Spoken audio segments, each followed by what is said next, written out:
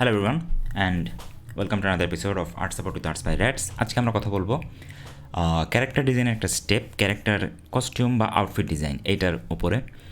এখন ক্যারেক্টার ডিজাইনের ক্ষেত্রে আসলে অনেকগুলো স্টেপ পরপর পার হয়ে এইটা আরও অনেকটা পরের দিকের একটা স্টেপ। এর আগে সিলুয়েট ডিজাইন বা ক্যারেক্টারের শেপ ডিজাইন সেই অংশগুলি থাকে। তবে আমরা যদি আউটফিট ডিজাইন থেকে শুরু করতে যাই, তো আজকে আমি যেটা দেখাবো যে আমি স্টেপ বাই স্টেপ একটা ক্যারেক্টারের ব্রিফ নিয়ে সেখান থেকে কিভাবে আউটফিটের আইডিয়া তৈরি করা যায় বা ব্রেইন স্টর্মিংটা আসলে কীভাবে করা যায় সেটা। আমি এখানে প্রথমে যে ক্যারেক্টারটা আমি সিলেক্ট করছি এটা হচ্ছে একটা টিনেজ মেয়ে এবং তার ক্যারেক্টারটা হবে একটা পাইরেটের ক্যারেক্টার।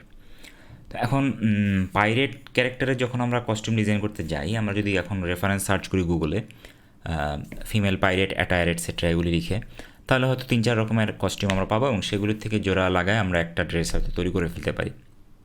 কিন্তু সেক্ষেত্রে দেখা যায় যে অনেক ক্ষেত্রেই ক্যারেক্টারের আউটফিটটা ওই ডিজাইনগুলোর ডেরিভেটিভ হিসাবে তৈরি হতে থাকে, মানে নতুন হয়তো কোনো কিছু অ্যাড করা ওখানে ডিফিকাল্ট হয়ে যায় বা হয়তো জোড়াতালিতে করা সম্ভব, কিন্তু ওই রেফারেন্স সার্চিং প্রসেসটা আসলে কীভাবে আরেকটু অর্গানাইজড করা যায় বা ইন্টারেস্টিং করা যায়, যেখান থেকে আসলে ইউনিক ডিজাইন বের করা সম্ভব, সেটা আজকে আমি এক্সপ্লোর করব।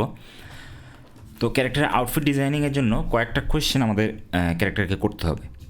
এগুলি এক একটা করে বলি। যেমন ফার্স্ট যদি আমি বলি অকুপেশন বা পেশা, এটা আমরা আগেই ঠিক করে নিলাম যে ক্যারেক্টারের অকুপেশন হবে পাইরেট, ফাইন। দেন হিসাব করবো হচ্ছে ক্যারেক্টারের এইজ, আমরা এটাও ঠিক করে নিচ্ছি টিনেজ, ওকে, জেন্ডার মেয়ে।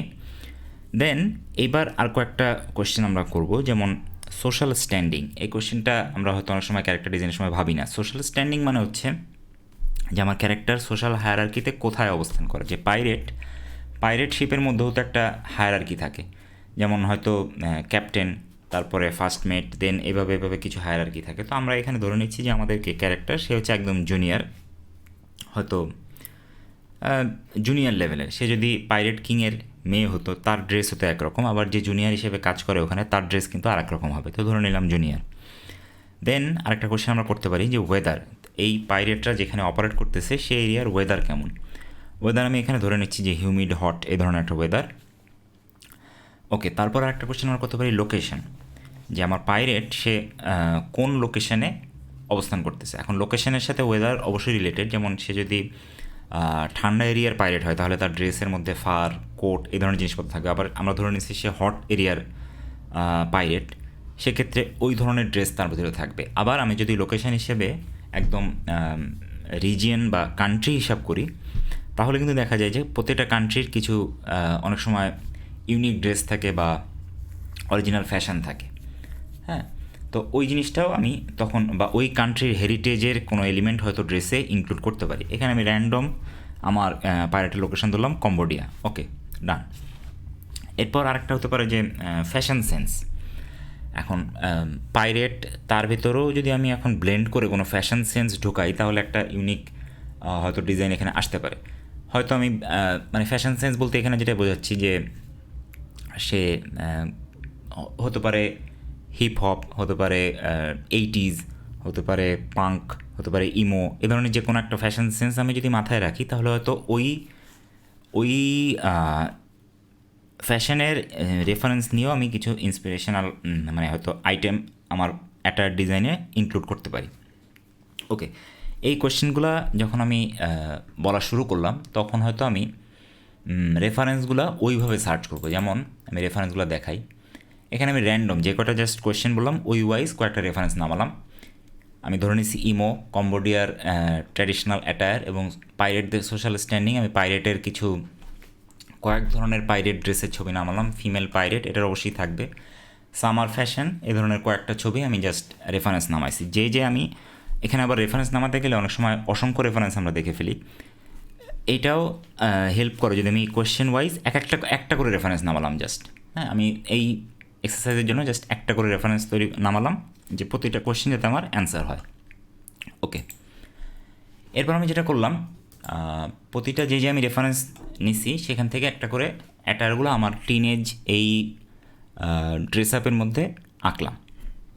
যেমন এখন এটা হচ্ছে যে আমি যে লোকেশন আমি নিচ্ছি কম্বোডিয়া, সেখানে ট্র্যাডিশনাল ড্রেস। এটা যেমন ইমো ফ্যাশনের, এটা হচ্ছে পাইরেট, একদম পাইরেটের কস্টিউম থেকে নেয়া। এটা হচ্ছে যে আমি যদি সামারের একদম মডার্ন ফ্যাশন বলি, সেখানের একটা রেফারেন্স। আবার এটা যেমন সামার এরিয়ারই হয়তো বাচ্চাদের ফ্যাশন। তো এরকমভাবে আমি কয়েকটা নিলাম। আর পাইরেটের স্ট্যান্ডিং যেহেতু জুনিয়র, ওই ছবিটা আমাকে হেল্প করবে। পরের ডিজাইনে আমি এসে দেখাচ্ছি যে কীভাবে হেল্প করবে। এবার আমি যেটা করব, এখানের বিভিন্ন এলিমেন্ট, এখান থেকে সবগুলো এলিমেন্ট তো আমি হয়তো নিব না, আবার আলটিমেটলি আমার একটা পাইরেটের ড্রেসই বানাতে হবে। সো পাইরেটের ড্রেসের ল্যাঙ্গুয়েজটা জানাটাও ইম্পর্টেন্ট। তো আমি যেটা করলাম, যেখান থেকে যে এলিমেন্ট পছন্দ, এটাকে বলা যায় ডিজাইন প্রসেস। যেই এলিমেন্টটা পছন্দ হয় সেইগুলি এক একটা থেকে একটা পিক করে আমি একটা কস্টিউম তৈরি করলাম। যেমন সেটা এখানে, তো এটা দিয়ে দিতে বোঝা যাবে। এই কস্টিউমটা, এই যে ব্যান্ডানাটা, এটা আমি এখান থেকে নিলাম। আবার ব্যান্ডানার ভেতরে একটা প্যাটার্ন দিলাম, সামার প্যাটার্ন, সেটা এই ড্রেস থেকে হয়তো পিক করছি। এই স্যান্ডেলটা আমি ওখান থেকে পিক করলাম। নিচে যে একটা ব্যাগি টাইপ প্যান্ট, এটা আমি এই রেফারেন্সটা থেকে আমার মনে হলো যে এটা অলরেডি একটা পাইরেটি ব্যাপার এটার মধ্যে আছে, তো ওইটা আমি নিয়ে নিলাম। এবং যেহেতু সে জুনিয়র র্যাঙ্কিং, তার এখানে হয়তো ছেঁড়া থাকবে বা এ ধরনের তালি মারা থাকবে প্যান্টে, সেটা দিলাম।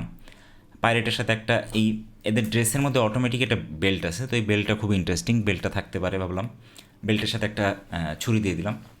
দেন ড্রেসটা পাইরেটদের ক্ষেত্রে অনেক সময় এই ধরনের একটা ড্রেস থাকে যে অফ শোল্ডার। আমি এই কস্টিউমটাকে একটু ভেরিয়েশন এনে অফ শোল্ডার একটা এ ধরনের করলাম। এবং আরেকটা জিনিস আমি নোটিস করলাম যে সামার ফ্যাশনে অনেক সময় একটা ট্রান্সপারেন্সি থাকে ড্রেসে। তো এই যে হাতটা, এখানে আমি মনে করলাম যে একটা ট্রান্সপারেন্সি থাকতে পারে। আর তারপর ভাবলাম যে এখন ইমো ফ্যাশন সেন্স যেহেতু তার আছে একটা, সেই ফ্যাশন সেন্স থেকে হয়তো তার গলা একটা ওরকম বকলেস থাকতে পারে। এটা হয়তো প্যারেটের সাথে যাচ্ছে না, কিন্তু আমার মনে হলো যে এটা একটা ইন্টারেস্টিং কন্ট্রাস্ট হতে পারে যদি আমি এই ফ্যাশন সেন্সটা ওর মধ্যে দিয়ে দিই। তো এইটা গেল আমার একটা কস্টিউম ডিজাইন। এরপর আমি যেটা যাব সেটা হচ্ছে কালার ভেরিয়েশন। এবার আমি ওই কস্টিউমটার আইডিয়াটা রেখে বিভিন্ন রকম কালার ট্রাই করলাম, কয়েকটা কম্বিনেশান। এখান থেকে হয়তো আমি একটা পিক করব। তো এই কালার কম্বিনেশন করার সময় আমি ওখানের যে ড্রেসগুলি আছে সেগুলির থেকেই আসলে কালার সাজেশন পিক করছি, সেগুলি নিয়ে দেন এরকম কয়েকটা ভেরিয়েশন, তারপর এখান থেকে আমি যে কোনো একটা চুজ করতে পারি। আর একদম শেষে আমি আরেকটা জিনিস যেটা ট্রাই করছি, যে ফেশিয়াল এক্সপ্রেশনে আমি যদি কয়েকটা ভেরিয়েশন ট্রাই করি, যেমন আই প্যাচ দেওয়া যেতে পারে। ইমো ফ্যাশন সেন্স থেকে তার এরকম ধরনের রিং দেওয়া যেতে পারে, চোখের নিচে কালি দেওয়া যেতে পারে। এক্সপ্রেশন ওয়াইজ হয়তো এরকম মার্কস দেওয়া যেতে পারে। এই জিনিসগুলো আবার ডিপেন্ড করবে যে ক্যারেক্টারের আরেকটা জিনিসও হতে পারে যে ক্যারেক্টারের স্টোরিতে কোয়ালিটি কেমন, মানে সে কি গুড ক্যারেক্টার নাকি ব্যাড ক্যারেক্টার নাকি নিউট্রাল ক্যারেক্টার, কোন ধরনের মোরাল গ্রাউন্ড সে নেয়।